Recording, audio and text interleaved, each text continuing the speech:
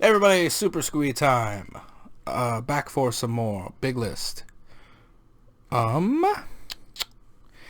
I love Black Mirror, and I get the complaints about this one, but I think it still shines as an interesting new way to experience a piece of entertainment. It's something that so far only makes sense for Black Mirror to do, but would be interesting for other types of media. So since this happened with Netflix, they actually, I haven't fucked with it. My girlfriend was interested in it. And it would be, if it's still there, it'd be an interesting way to experience it, considering that I don't know if you can actually buy it anymore still. They kind of did this with Minecraft story mode. They literally, it's like just high fidelity cutscenes. And you use your remote or whatever you're using to select choices to go through it. So basically, if you don't know what this is, Black Mirror is like technology horror. It's not always like spooky scary, but it's like weird glitches in the system, ghosts in the machine, like societal shit. Like it's just all kinds of weird shit that has to do with like the horrors that could come from like technology, just like period. And Black Mirror Bandersnatch is like a choose your own adventure game, but like within a show, and you pick different choices and it gets you to different endings, and there's like reset points. So like sometimes you'll get the credits depending on what criteria you hit, and sometimes it just keeps going and you'll reset, and your character, the main character, will remember what's going on, and you continue and keep trying until you get like a specific ending or the ending that you wanted. Very interesting stuff. I enjoy very much. I did enjoy this movie for the most part, but man, does it have a ton of problems. I had a few moments where I was sad for events that unfolded, but more so because I could see the personalities of characters who reminded me of people I know. This isn't necessarily a good thing. I think films like this tend to bother me less on one hand because I'm so used to guessing the extended backstory for characters off of how they act that even when no real character development is given, I can kind of see where a writer was going. I get that turning a book into a film can be hard, but Jesus, the amount that gets gutted in the process that sometimes just doesn't need to be gutted would have helped the story along. So I have not read the Bird Box book, or whatever the book is actually called, because I don't remember if it's called Bird Box or something else. But from what I read up on and like snippets of the summary, like quite a bit of shit got gutted from the actual story. So it's missing a lot of big pieces. But I thought like it was kind of pretty aesthetically, and that like it could have been better with like a little more polish. Like I don't know, it feels rushed in some ways to me. Like they were just trying to get it out the door. Visually gorgeous, as someone who read the books, I felt they did a really good job making the world look mostly how I'd have imagined it. Characters' looks are pretty well done. The set pieces and locales, amazing. Some of the acting, though, cheesy at times, mostly good or at least okay. Shrike is one of the few things that felt completely right. I won't go into everything, but to say the least, I'm extremely disappointed in this movie. As a huge fan of the book series, Hester is the biggest problem. She is supposed to be absolutely mortifying to look at, but instead she has the babby-ass scar on her face, which makes so much of the dialogue where characters are like, damn, she an ugly bitch, not even really make sense. Her ugliness is like a defining part of her personality. It gets brought up at several major points, and even with the grotesque way she's described in the book, my teenage want to just marry her was not lessened. She was a badass regardless. She didn't need to be pretty. She shouldn't have to be pretty in like a conventional way. Ugh! I'm gonna reread all the books now to get the sour taste of this movie out of my soul. So, like, I was really hyped for this movie when it got announced. I thought that it was going to be a lot of cool shit, but the more and more trailers and shit I saw, the more and more I was like, this isn't going to be good, is it? This is not going to be good at all, is it? And I was getting more and more upset. And then, so, to preempt, I saw, like, I didn't even watch it. I just saw a video that was, like, top 10 worst movies of, like, the year, and this was on there, and me and my girlfriend and my best friend Chris went to see the movie, and I like pre-gamed and got like drunk before I went so that I could at least have some enjoyment even if it was bad. Man, visually, it was really pretty, and there were some moments that were really cool, but like as a whole, like it was just so bad, and being drunk helped. So I played this on PS3, not Xbox 360, but this was the best high quality image I could get. This one sat for a while. In the time I let this one sit before I finished it, so much changed in my life. Good and bad, but thankfully mostly good. This is still an amazing game, which I feel is kind of, at least from the people I know who've played it, an underrated title. Thank you everyone who played with me at any time to help me get through this one. Like, I feel like at some point or another, almost every single friend that I have helped me play through this game. With the exception of maybe like 5 or 6 of them. I really like the set list in this game. At the time that it came out, I didn't have internet, so like my main source of like Guitar Hero knowledge was my friend Danny, who owned all of them up to that point. So it was like every time a new release happened and I found out from her, I would get it too, and I would play it. And most of them I played on PS2, but this was one of the first ones that I got to play on the Xbox 360, and I rented it from a Hollywood Video before they went bankrupt, and I had so much fun with it. Ended up buying it years later for like $2 at like a GameStop bargain bin when I was recollecting all the Guitar Hero games.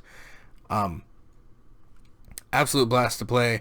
I love the diversity in the music. I love the different unlocks. I love the art style of this game that even makes like the shitty creative characters look less like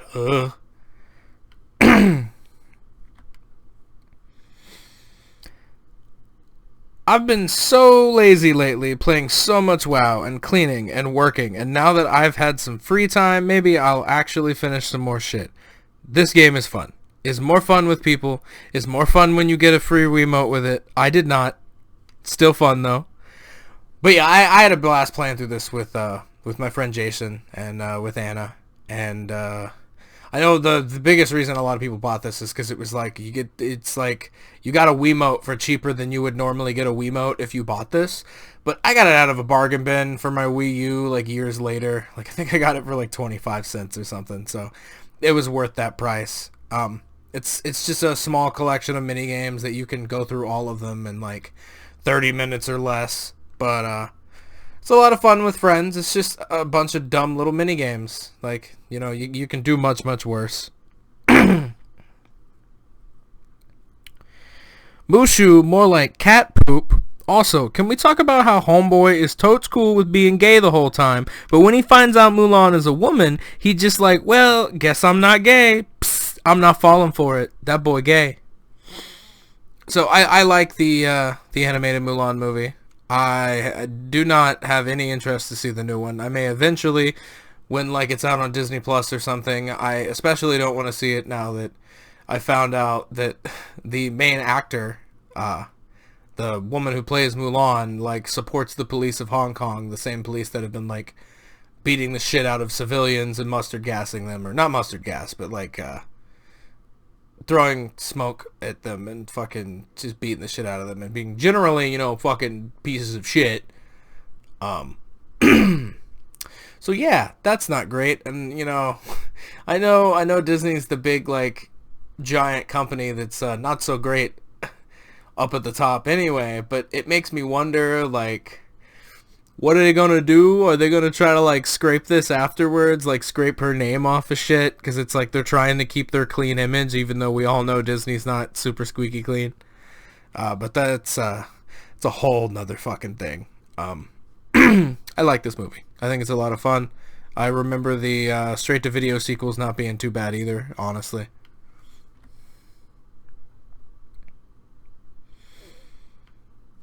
So I'm currently working on Kingdom Hearts 3, but I had an amazing time with 0.2, which is a prequel of sorts, and an amazing demo of many things in KH3. I love Aqua, so any excuse to play her character some more is a great thing.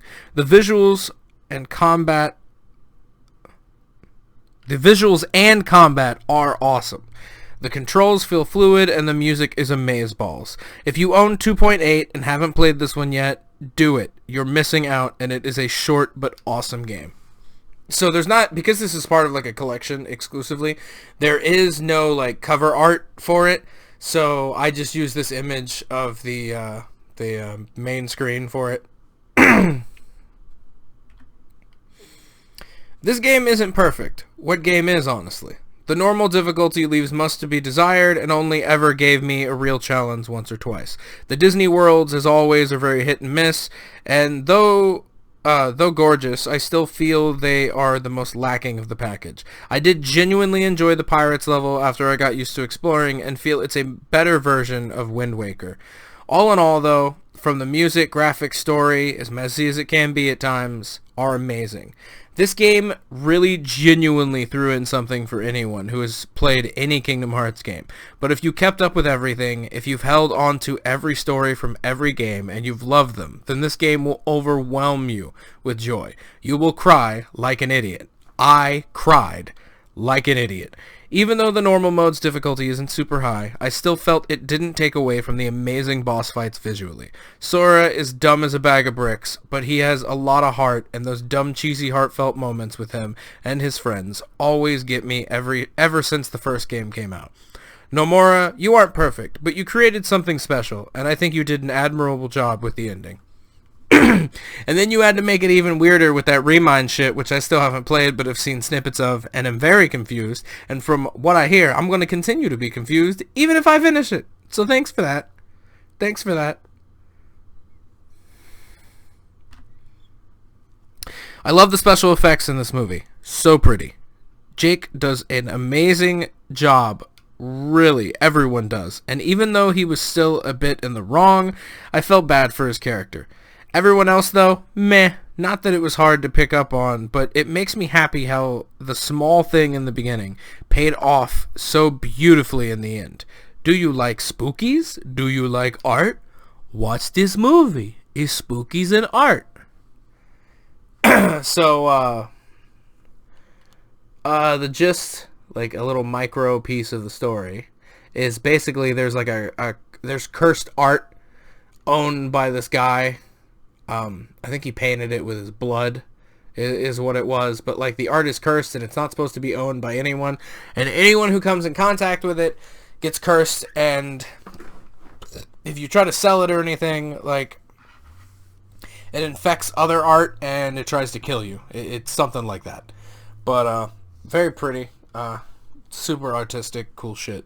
But that's gonna be it for this one. Thank you for watching, everybody, and I will catch you next time.